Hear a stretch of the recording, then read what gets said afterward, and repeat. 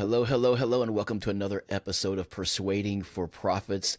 This is the sales and marketing podcast that gives you the skills, the tools, the strategies you need to go out and crush it in your sales career. We are hosted at radioupdate.com. We thank you to them for sponsoring us, and we also are hosted at persuadingforprofits.com. You can find us there as well. And today we are very glad to have a special guest with us, Mr. Barry LaBov. No, I'm sorry, Barry, I should have asked you. Is it LaBov or LaBov? It's LaBov. LaBov, the founder of LaBov Marketing, Communications, and Training. He has a new book out, The Power of Differentiation, Win Hearts, Minds, and Market Share. And he's a prolific author of several other books, I think a dozen other books or so. He's a former rock and roll musician. People speak very highly of him, from the people at the Ford Motor Company to Harley Davidson. He is a master at really, Harley Davidson said, I'll give you the exact quote here, Barry, that you reignited their dealer network and rekindled the passion that built their brand. And John Anderson, the former president of Ford Motor Company, Ford Motor Credit said that you have the rare ability to inspire teams and create sustainable change, and that you are a game changer. And Barry, thank you for taking the time to come on and talk to us about everything that you do and share your wisdom with us. Well, I'll share whatever I've got, Brent. Let's go. I'm ready. Let's do this. Awesome. Now, first of all, I always one of the things that really appealed to me about you is that I saw on Amazon in one of your for one of your books, it said that your parents would not have picked you most likely to be a salesperson. They would have picked you most likely to get taken advantage of by a salesperson. Right. So how did you go from that guy to being the guy with the resume that you have now? Well, I think it helped me to not be someone who thought, okay, yeah, I'm going to go sell everyone and I'm going to wipe them out. I'm going to crush them. It allowed me to understand what it's like to be sold to. And what I did, Brent, was I realized I was no good at sales in the very beginning. I mean, I was terrible. So what I did was I humbled myself and I reached out to people. And I talked to one person named Mike Huddleston, who was a great salesperson in our area. And I said, we've never met. I'd love to buy you lunch sometime to learn from you. And he said, what are you doing at 11:30 today? Let's do it now. Wow. And I learned from Mike. I learned from other people. So, and I listened to a lot of audio tapes. Today that would have been videotapes or, whatever. I did a lot of learning and listening. Yeah. That's how I did it. And so what was when you were getting into sales, what were the first kind of sales jobs that you had? What were you doing? Well, my first sales jobs really were when I was in a rock band and I had to convince people to hire the band that my brother and I were in, and we were a two-man band and we sounded really terrible. But I had to say, hey, I think we'll do a good job and we'll work really hard. But also I had to sell people to get into my band and stay in the band as you're working hard and trying to get record deals and you're not getting paid money. And then going to New York City or L.A. and selling songs and having to go through the rejection that I went through. I went through some horrific rejection only to get some good wins. But it was a great experience. And then when I started my business, Brent, I'd wake up every morning with stress, and I'd think, I've got to sell 40,000 people. I got to sell. And then finally one day I realized I don't want to sell 40,000 people or 1 million people. I mean, if I could have one sale today or in the next couple days, that'd be great. So it was a learning experience, but it was constantly listening and humbling myself. Yeah, that's so important. It's funny. I had another. My old boss was a rock musician too, and a very good salesman himself. And he kind of got into it the same way. And maybe it's just a musician thing, but he said the same thing. I'm like, how did you get good at sales? He's like, well, I realized I wasn't good, and then I asked somebody else.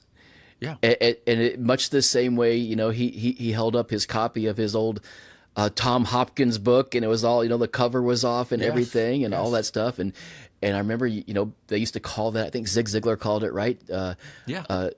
Car University or something, just driving around and well, learning. Brent, you said something interesting. I'll chime in if I can. Yeah. Maybe one of the things that your ex-boss and I have in common is that when you're a musician, you know how much better these other guys are out there. I mean, you know it. You can't get up there and fake it.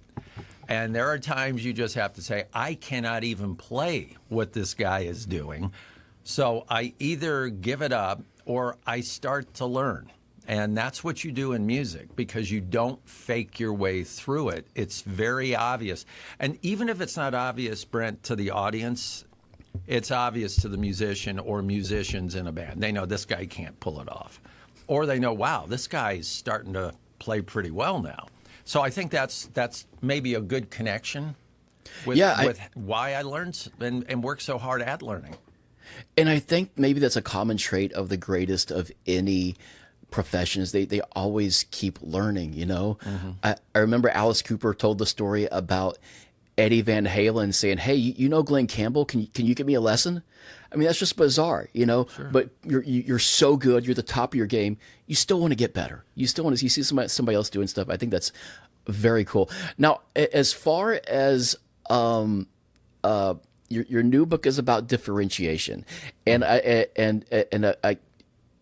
think that it probably most as an individual salesperson and as an entire company, right? Much of the challenge is keeping yourself from becoming a commodity and being seen as different. So tell us a little bit about your book, where that came from, and what is how do people put that in place in their own lives on the personal level and company level? Well, the book is directed to companies, you know, brands, products, services, but it could easily be aimed right at the individual, because each of us is doing something that is unique, something that's differentiated. Our biggest problem is we'll give up on that because we're too close to it. We don't take it seriously, and we try to be somebody else. So the book originally was written about, let's discover the uniqueness that's right in front of you as a business owner or business leader. Let's be able to communicate it, and then let's celebrate it first with the most important people, and that's your team, whether it's 2 people or 200,000 people, the people behind it. Let's do that. It's very inspiring. The thing that's really important is what you mentioned, which is the commodity monster, which will devour us if we don't watch out. There are pressures for us to look like, taste like, smell like, and price like everybody else. And when you do that, you take a very, very real chance at losing the people who really believed in you, the customers, the employees, as well as losing money and losing your identity. You start to look and act like everybody else, and now the reason either to work for you or to buy your product is gone. So instead, we really preach the opposite. Find those 1, 2, or 3 things you're doing, the things that people say, never change this. Brent, never change the way you do blank. Well, that's probably your differentiation. So find that and then capitalize on it. With pride, by the way, with pride. Be proud. Honor what your differentiation is. So now, for example, one of the testimonials you have is from Harley Davidson. With a company like that, you could maybe see how they wound up at that spot. We used to be Harley freaking Davidson, and now we're competing with everybody else. We look like everybody else. Nothing's different from us. How? I mean, with if you want to share some specifics from that story, or feel free. But I guess my question is, if you're not Harley Davidson, how do people kind of organically arrive at this within their own business, or does it take somebody from the outside to tell them and say, look, you have this problem, you need to fix it? Well, I think you might be able to figure it out internally. So that is a possibility. My company is always that third party that comes in to look at it, because we look at it with very fresh eyes. We see things that we go, wow, that's interesting. Does everybody do this? And you go, no, but it's not that good. Well, wait a minute. Why doesn't everyone else do this? Well, they don't want to waste the time and spend the extra money, blah, blah, blah. Okay, hold on. Maybe that's a differentiation. So it's very, very easy, no matter how large or small your company is, to really not take what you do very seriously, to minimize it, to say, well, we're just a local blank, or we're a regional such and such. We're just no, you're not just you're doing something. And, Brent, I work with companies that have been in business for 5 years. I work with companies that have been in business for 212 years. And they all have the same attitude at first, which is, we're not doing anything special. And you go, hold on, you've been in business 5 years, 212 years. You got to be doing something well. And it's probably not pricing at the bottom. It's probably not. Right. There are probably a few things you do. And again, as we talk about sales here, that's really important, because as a salesperson, you have to be able to express the value of what you represent. Otherwise, you're like everybody else, and you have to be the cheapest. And then the problem with that is, if you've got to be the cheapest to win this, then it's very possible you cannot do the job you really promised you would do. You won't have all the bells and whistles and the extra time and the features and the benefits, whatever it is, because you're selling cheap. And if you keep doing that, then why are they going to work with you? Because there's someone down the road that'll be just a little cheaper. Yeah, I guess that's probably one of the biggest red flags is when you've raced to the bottom on price, so something's wrong, right? Right. And are there other red flags that you can see in your business? Like, okay, this is the problem. That it's a differentiation problem. Well, there are things that will stop you. And I do think that my book, The Power of Differentiation, is a great book for salespeople, because it is everything you need to be armed to fight the battle out there. Okay, so there are enemies to differentiation. We talked about one just a minute ago, where it's the commodity monster. Another is perfection.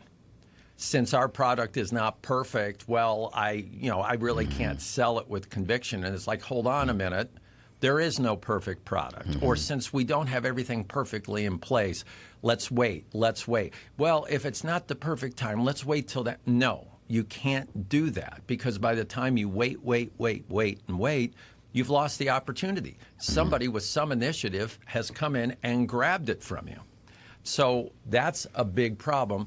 Another problem is, the third one is what we call myopia, which is you can only see close up, but you don't see the big picture. So you know that your company's doing something, but you're not looking at it from a big picture standpoint, saying, you know what, we're really helping a lot of people. We're really doing something of value. We should charge for it. We should talk about it. We really need to do that. So there are reasons we don't differentiate. And most of the time, we have something we could really tout, but we just don't do it. And that's sad. So on the opposite end, it is so inspiring for you as a salesperson to wake up in the morning and know, I'm going to do the things that I do best today. I'm going to be at my best doing what I do best, which, by the way, is probably going to be what you do that other people love. Mm-hmm. As opposed to, I've got to get up and I've got to be able to act like and pretend that I'm somebody else, or I can sell my product just like somebody else sells their product. Well, I'm not. I'm going to focus on what we do best. And the other thing I'll add to this, Brent, is realizing that your product, whatever you're selling, is not for everybody. So stop trying to be for everybody. Focus on who it really is for and stand up for it. Yeah, that's great advice. And salespeople will do that all the time. I see them do it, and from being a salesperson too, doing that with the method, it's not the perfect product. Oh, it's not the perfect time to call. Oh, this isn't the perfect email, so I won't send it. Oh, this isn't, everything's not perfect. So it's always a way of talking yourself out of doing something, when it sounds to me like embracing imperfectionism is really the way to go, because there is no perfectionism. You're talking to an imperfect person. It'd be a perfect match then. We talked music in the beginning. People don't get this, and again, maybe musicians have an advantage. Most of your very favorite hit songs were accidents. They were mistakes. Somebody put his hand on the guitar, was playing something, and went, ooh, what's that? And it was a mistake. And he went, wow, that sounds cool. And then did it again. You go, oh, that's really cool. That's called brilliance, genius, but it's a mistake. But you stop and you go, wait a minute, there's something cool about that. Instead of going, no, wait a minute, my fingers moved to the wrong spot. That is so wrong of me. What is wrong with me? No, there's something interesting. And we have to embrace the fact it's not about perfection. It's about progress. Send the email out. Make sure there are no typos, hopefully. But send the email out. If it gives you absolutely no response, that's okay. What did you lose? Right. But you just might get a response. Excellent. Yeah. And I agree with that 100%. And I would say too, or I want to ask you too, is the differentiator the same as your kind of what they call your unique selling proposition? Because, I mean, Dan Kennedy, I think, phrases the question of all things being equal, why should I do business with you? And is that kind of the same thing that you're answering here, or is it a different way of getting to that factor? I think they're very related. It's one way of getting around to it. I think the unique selling proposition is potentially a differentiator. The thing I would just say to it is look at what you are literally providing your customer and why, and really ask yourself, you can ask them, why would they work with you other than they like you personally? Because that's not good enough. I mean, that's not a good enough differentiator, in my opinion. If it's like, oh, my people are great, well, you don't have a DNA advantage over some other company. So what is it? And yes, it's related to the USP. So, for instance, your USP would include your differentiators, right? Okay. You would include them in your differentiators. Does it take outside eyes to really find your differentiators? Does it take somebody or a company like you? It doesn't have to take a company like us. It does if you've been trying for a long time and you're not seeing it. I mean, why not? It's a smart investment because what you're really doing is you're investing in what you are best at. And when that company, that third party walks away, you pay them, they walk away, you still have your differentiator and you're using that for the next 50, 60 years. So right. I think it helps if you have a third party, but if you can't and you don't have the money, figure a way to do it. Ask your spouse, ask your friends, figure out something. Yeah. So I guess oftentimes to figure out the there's probably a timeline that you started and you were successful in business because of your differentiator, and then you just vanilla-ized yourself along the way. Is that usually the way it plays out? It happens like that a lot. I think sometimes you step back, and another way to look at it is, all right, today we're working with these customers and it's going great and they love us and it's amazing. And then we have this other list of customers and it's not working that good and it doesn't feel that good. Okay, what's the difference? And it could very well be the customers who you really like, who love you, who you're profitable with, are working with you in a certain type of relationship or on a certain level, or could be certain products or technology they're using and the other folks are not. And the ones that are not happy, it could be these are the ones where you've stretched yourself out of the comfort zone of your strength, let's say, and you're trying to be like someone else. I did that years ago. I realized that it was getting really difficult and I was trying to be too wide of a company, trying to do too much for too many different types of companies. And so I ended up analyzing it, and literally 2/3 of the companies I was working on were probably not good fits, and 1/3 were perfect. And what I did, I decided to focus on the 1/3 that were great fits. And the 2/3, I let them go, connected them with other companies. And I thought I would be in a slump sales-wise for months, doing that. And it turned out we never had a hit. We grew and grew and grew because we were working on the right types of projects with the right kinds of customers. Yeah, you can't be everything to all people, like you said before. And right. I think I had Kim Walsh Phillips on here, and she said that for advice to somebody would be, find your dream customer and just work with them, or right. Focus on them, focus on those people. So I go ahead. agree with you. No, well, I'll just say this. I agree with that because I think the biggest problem I hear when I'm talking to younger, newer companies is they want to multiply 10x, 100x. And I'm going, okay, but how about 1x and do it great? 1x is pretty good. 1x. Right. 1x is good. Do one customer at a time. 1x is really good, yeah. So what is your process? So when you come in, when a company hires you, you come in, you look at this. Do you have a standard order that you go in, or you do a lot of interviews and just kind of have an intuition of which way, okay, this is going this way and this way by now? No, we have a process. It's one of our differentiators. It's called Right. brand reengineering. It's 5 steps. The first step is a brand assessment. So we talk to humans and we look at how you compete against the competition out there. Our second step, no one in the world does, to my knowledge. It's called a technical immersion. We send our technical team into the plant, into the technology center to look for differentiation. Nobody does that. Our third step is we then bring everybody together, the client together, and we go, okay, here's what we found. And we do what we call a jam session, kind of like in music. Mm-hmm. The fourth step is what every agency starts off with, which is, okay, now let's do execution. All right? Well, that's our fourth step because we want to know what we're doing. And our fifth step, which is the launch, starts with launching to the most important people first, which is the employees, the team, the people that create it and sell it and partner with you. That's how we do it. It's 5 steps every single time. Oh, that's great. So, and golly, you must have some really good technical people. Yeah, we do. Man, that is very cool. So I know we're getting close to the end of our time here. So I just have a question to you. I mean, you have a great grasp of business, of running a business, and I love that you come from the sales background. What would you tell? And this is the question I kind of always ask everybody on here.